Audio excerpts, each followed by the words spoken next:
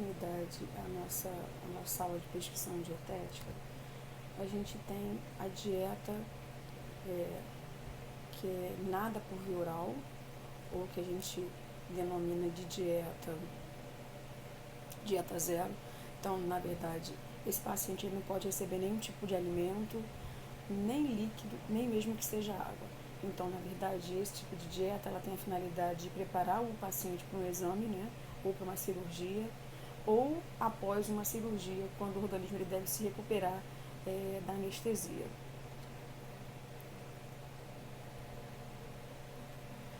Outra dieta também bastante utilizada são as dietas líquidas ou líquida restrita, ou que também é denominada de líquida clara, que ela não deve ser utilizada mais do que 36 horas. Ela vai ser constituída de líquidos claros, não há presença de leite nem gordura. É uma dieta de fácil absorção. E os alimentos permitidos nessa dieta são água, né? Água sem gás, né? Chás fracos, caldo de canja sem gordura, caldo de frutas cozidas e gelatina.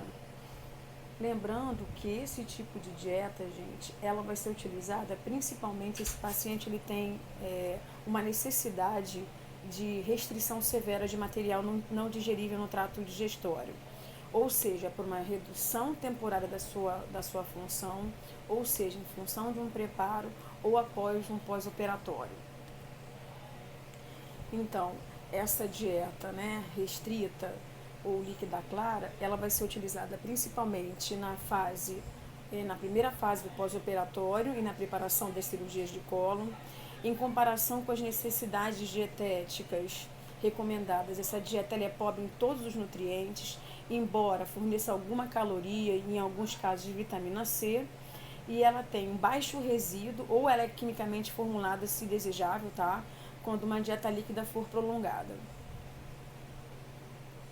A dieta líquida completa, ela vai ser constituída por líquidos espessos, diferente da líquida clara, ela tem um aporte calórico maior, tá? E ela é utilizada um pós-operatório na segunda fase de alimentação e para cada paciente com dificuldade de mastigar ou deglutir. Então, os alimentos permitidos na dieta líquida completa vão de leites até sucos de frutas diluídos. A gente tem café, vitaminas, sorvetes, cremes, mingaus, sopas cremosas e sucos de frutas naturais não ácidos. A dieta pastosa, ela pode ser iniciada quando o paciente ele tem uma dificuldade de mastigação, tá? Ou de deglutição. Ela tem um valor nutricional equivalente à dieta geral ou à dieta normal. Tem fibra modificada, poucos resíduos, diferenciando pela modificação da textura dos alimentos. Ela vai ser indicada para o indivíduo que tem dificuldade, então, na mastigação e na deglutição, permitindo que essa ingestão dos alimentos tenha relativo conforto e a quantidade suficiente. Então, eu posso utilizar também alguns alimentos da dieta pastosa numa dieta branda. Então, eu tenho um paciente, por exemplo, que ele não tem nenhum tipo de intolerância com relação à dieta branda. No entanto, a carne, ele tem dificuldade em função dele utilizar prótese. Então, eu posso utilizar a proteína da pastosa para esse paciente e manter o mesmo paladar da dieta branda junto com a proteína da dieta pastosa.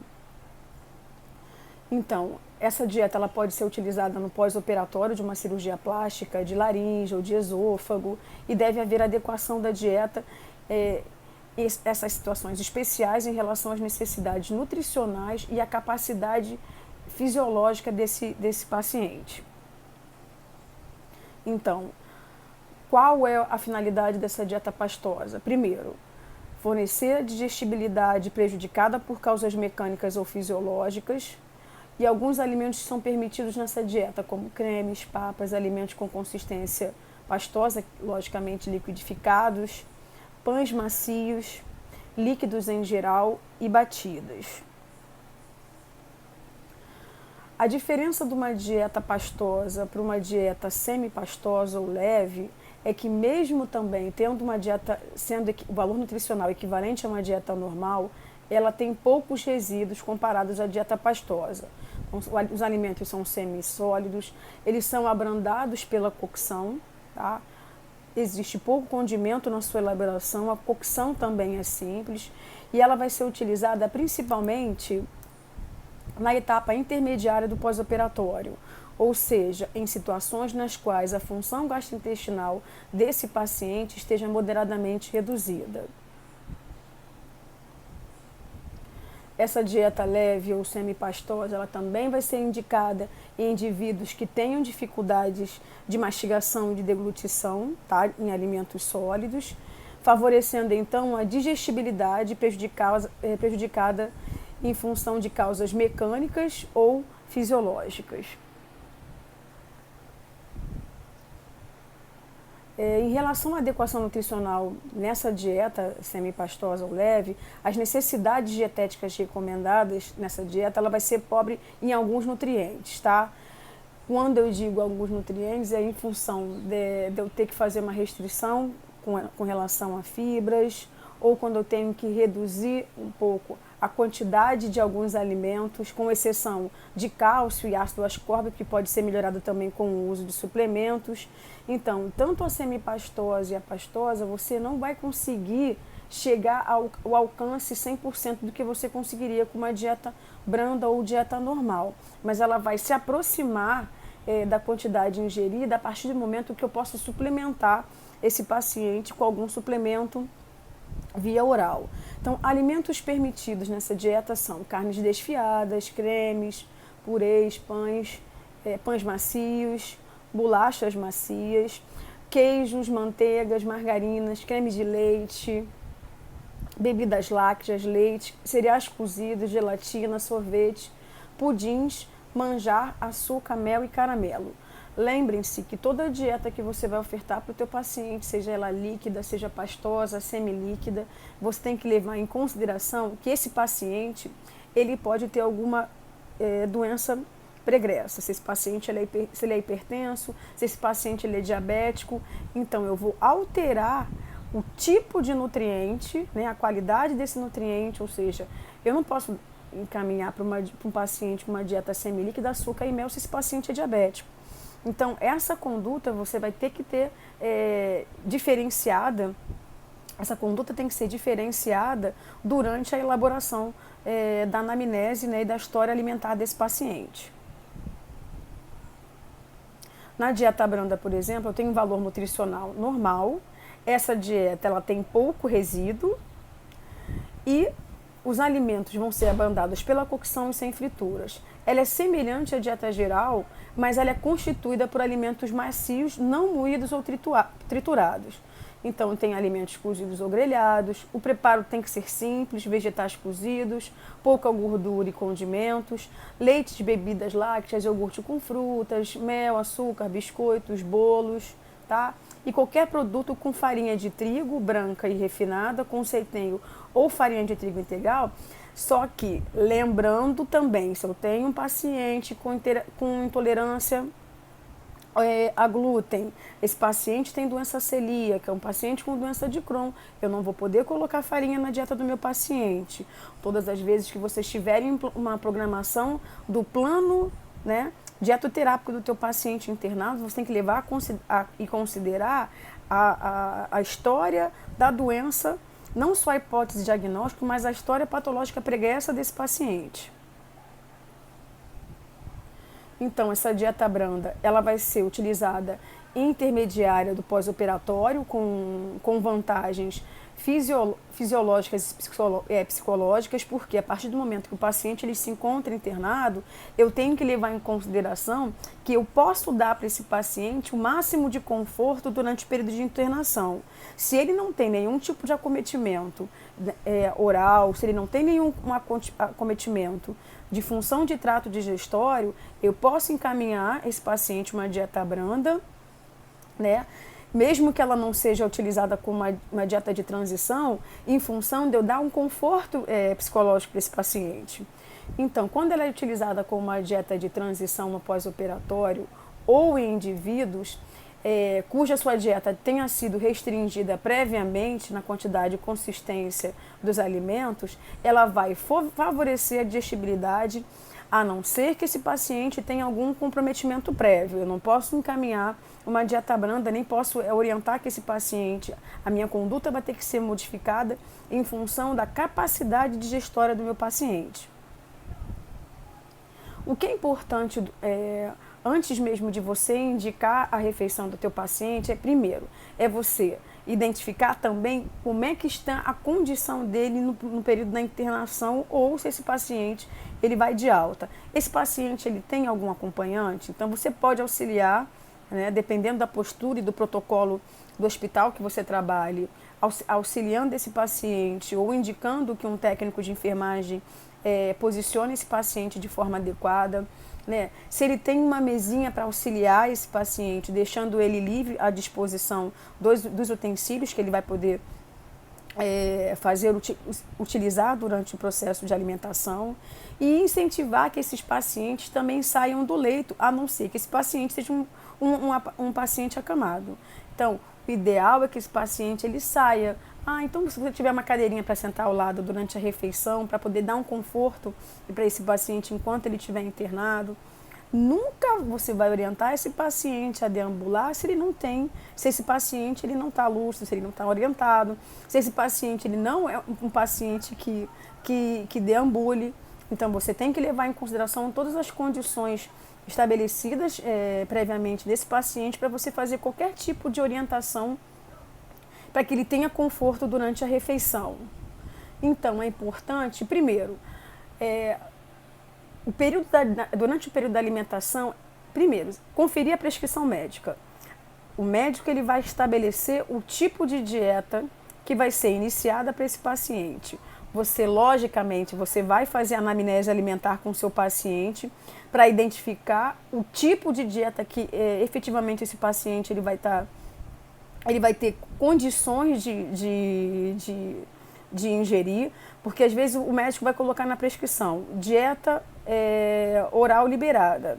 Então, qual o tipo de dieta que vai ser recomendada a partir daí é você, através da sua anamnese com o seu paciente, para identificar se esse paciente ele tem condição de ingerir uma dieta branda, se esse paciente tem condições de ingerir ou não uma dieta pastosa ou uma dieta líquida, ou se você vai ter que regredir na evolução inicial de uma dieta branda para uma dieta líquida.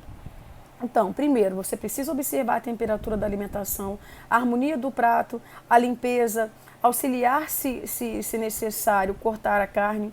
Essa parte de orientação e indução durante o processo de refeição desse paciente, o nutricionista, apesar de ser um protocolo utilizado por Santos em 2004, muitas das vezes você não vai ter condições de fazer isso.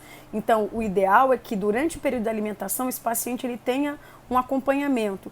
E, se possível, o pessoal, os técnicos de enfermagem, puderem auxiliar durante o processo de alimentação, também vai ajudar bastante para que esse paciente não fique sem comer durante o período de internação.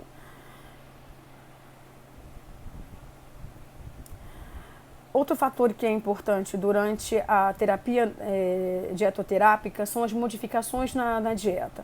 Primeiro, você vai identificar o estabelecimento do fracionamento e do horário das refeições. Se eu tenho um paciente diabético, um paciente pós-gastrectomia. Então, paciente diabético, se ele teve a última refeição às 8 horas da noite, que era a ceia, eu não posso deixar esse paciente até as 6, 7 horas da manhã sem comer nada. Então, você tem que fazer uma avaliação do teu paciente, indicar que ele segure a ceia, ou que você pegue essa refeição, né, e adiante essa refeição via orientação às copeiras, para que esse paciente não fique tanto tempo de jejum, principalmente se esse paciente é um paciente que faz uso de insulinoterapia. Mudanças na via de acesso dos nutrientes. Então, às vezes, esse paciente está em via oral. Aí você vai ter que inserir o tratamento via enteral, ou às vezes ele está numa terapia nutricional enteral. E aí esse aporte ele vai ser modificado por uma terapia parenteral. Ainda na elaboração de uma dieta terapêutica, a gente tem que levar em consideração outros detalhes importantes, como o fracionamento da dieta. Em geral, essa dieta, ela tem quando considerada normal, ela é de 3 a 6 refeições. tá? Isso de acordo também com a capacidade digestória do teu paciente. Você pode aumentar o número de refeições reduzindo o volume, onde a gente vai ter o número de refeições aumentado para 7, ou reduzido a 2 refeições ou menos, dependendo se esse paciente ele está utilizando, ele acabou de sofrer desmame da dieta enteral. Então esse paciente ele vai consumir apenas 2 refeições, que a fono vai fazer a manipulação dessa dieta, né, indicando esse paciente. Então ela vai até a beira do leito, identificar se esse paciente ele tem condições de deglutição. Então é quando ela começa a fazer o teste digestório nesse paciente. Então, o aumento do volume vai gerar um aumento da secreção gástrica, consequentemente aumentando a distensão abdominal, prolongando a saciedade do paciente. Outro tipo de modificação da dieta que também pode alterar também a capacidade e muitas das vezes inibir o paciente de ingerir um alimento, são a temperatura do alimento. Então, você tem os extremos do gelado ou quente e os sem extremos quando é morno ou frio. Então, após o pós-operatório, após uma grande conversa durante toda a evolução desse paciente, você vai identificar a temperatura do alimento que ela vai para esse paciente. Então, se esse paciente ele tem uma mucosite importante em função de câncer oral, ou às vezes em função do estadiamento do câncer, você não pode indicar para o teu paciente uma dieta muito quente. Esse paciente ele vai estar com uma mucosite tão importante em região oral que ele não vai conseguir fazer o uso de alimentos muito menos mornos. Então, a temperatura desse alimento, a consistência desse alimento vai ser fundamental durante a evolução clínica de todo o processo de terapia nutricional. Com relação às modificações químicas de uma dieta, nós temos 2 possibilidades. Primeiro, quando é necessário aumentar ou reduzir a quantidade de nutrientes, que a gente considera e a gente denomina de alterações quantitativas, ou quando é preciso acrescentar alguns alimentos à dieta ou restringi-los, que a gente denomina de alterações qualitativas.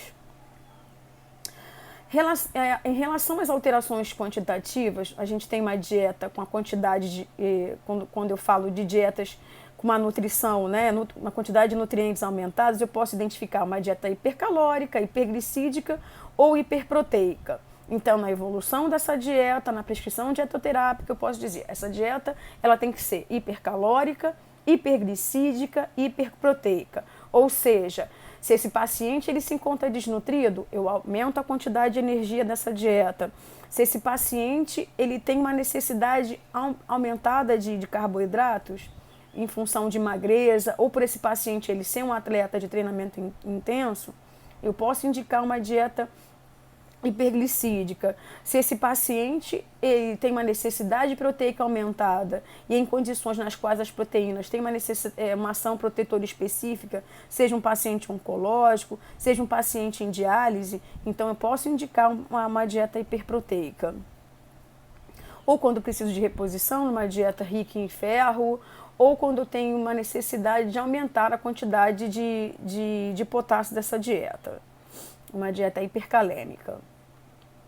Se eu tenho a necessidade de reduzir o nutriente da minha dieta, então durante a minha prescrição dietoterápica eu vou dizer que essa dieta ela é hipocalórica ou hipoglicídica ou hipoproteica. Então eu reduzo a quantidade de energia nos casos de obesidade, por exemplo, eu reduzo a quantidade de carboidratos em pacientes não só com insuficiência respiratória ou um paciente diabético, então eu tenho uma dieta hipoglicídica, e uma dieta hipoproteica se eu tenho um paciente de doença renal crônica não realizada. Então, em tratamento conservador ou naqueles que têm insuficiência hepática. No caso de eu também ter que reduzir quantidade de sódio ou quantidade de potássio, no caso de pacientes que estejam com insuficiência renal ou doença cardiovascular, paciente cardiopata, eu reduzo a quantidade de sódio. Então, a quantidade de sódio, seja 2 gramas ou seja 4 gramas, ela tem que estar na prescrição e no mapa da sua copeira. É importante você não esquecer de fazer essa inserção dessa informação durante a elaboração do mapa para a sua copeira. Uma dieta hipocalêmica, no caso de algumas enfermidades cardiovasculares e renais, onde eu tenho que reduzir a quantidade de potássio na minha dieta. Ou quando eu tenho que alterar qualitativamente a dieta do meu paciente. Se esse paciente ele precisa, em função de uma diarreia, ele tem que ter uma dieta mais constipante. Então, eu preciso ter uma quantidade menor de fibras. Então, eu vou alterar a qualidade dessa dieta. Ou se esse paciente está constipado, obstipado, então eu tenho que dar uma dieta laxativa, uma quantidade maior de fibras. Uma dieta isenta de irritantes, ou seja, eu vou excluir substâncias ácidas ou irritantes, condimentos, frituras e fibras. Um paciente com uma esofagite importante, um paciente com uma doença gástrica. A temperatura quente, ela tende a aumentar a saciedade e a temperatura fria, ela reduz o grau de saciedade. Então, o tipo, né, de temperatura que você vai oferecer para esse paciente também vai estar intimamente relacionado com o grau de saciedade do seu paciente. Então, eu tenho dietas normopurínicas, hiperpurínicas, ou hipopurínicas, ou apurínicas, ou seja, quais seriam os alimentos que são ricos em purinas? Então, tenho músculos, então as proteínas, elas têm uma quantidade maior de purinas, vísceras de animais, extrato de carne, feijões e lentilhas, ele tem uma quantidade maior de purinas. Alimentos pobres em purinas são cereais, ovos, frutas, verduras e leite. Então, quando você tem que alterar a quantidade de purinas na dieta do teu paciente, um paciente com gota, por exemplo, um paciente também que está fazendo um tratamento por ele ser um paciente renal, então você vai identificar quais seriam as alterações qualitativas em relação às purinas que você tem que fazer no teu paciente. Se ele está com ácido úrico elevado, então você vai alterar essa quantidade de purinas na dieta do teu paciente, ou um paciente também que tem uma alteração de refluxo gastroesofágico importante. Então é importante você identificar o tipo de alimento que eu vou indicar para o meu paciente. E aí, dentro desse contexto, você precisa identificar qual requerimento, né, energético que você vai inserir para o teu paciente, que você vai identificar para o teu paciente.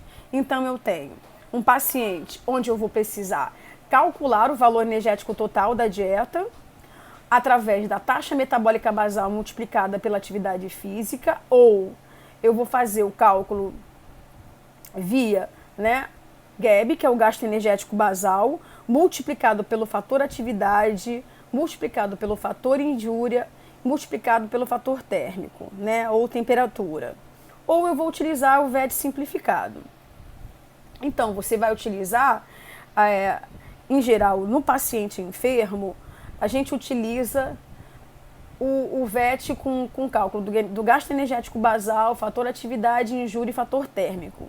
No entanto, dependendo do estado clínico do teu paciente, o valor energético total, utilizando o Harris-Benedict, a gente tem uma quantidade superestimada da ingestão que esse paciente que ele vai conseguir ingerir.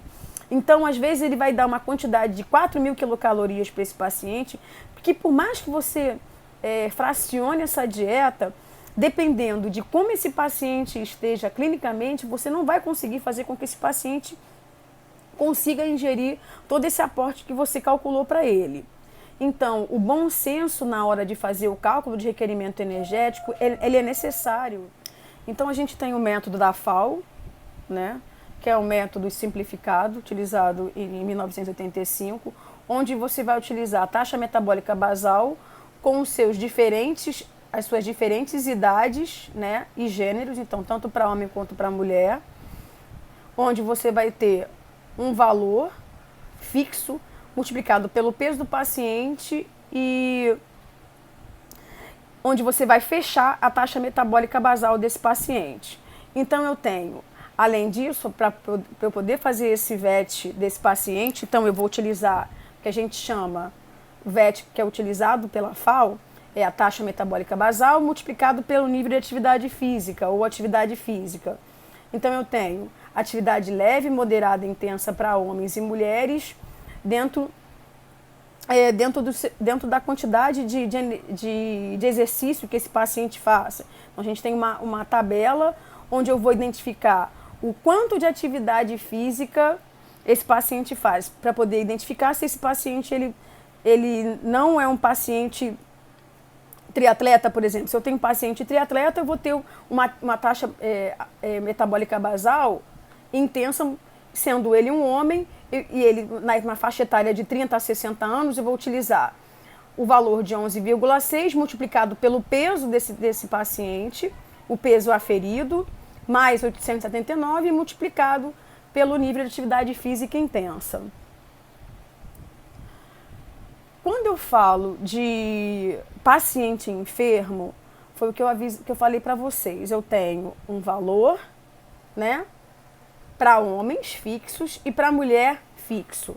Então, eu vou utilizar para homens o valor de 66 mais 13,7 multiplicado pelo peso desse paciente, peso aferido, mais 5 multiplicado pela altura desse paciente, menos 6,8 multiplicado pela idade. Ou eu vou utilizar GAB multiplicado pelo fator atividade, fator injúria e fator térmico, né? Então, se eu tenho dentro de uma hipótese diagnóstica, ou se esse paciente ele é um paciente enfermo, que ele acabou de sofrer uma grande queimadura, o fator injúria que eu vou utilizar na minha fórmula é 2,1. Se eu tenho um paciente que ele cursa com uma infecção grave, o fator injúria que eu vou utilizar é de 1,3 a 13,5.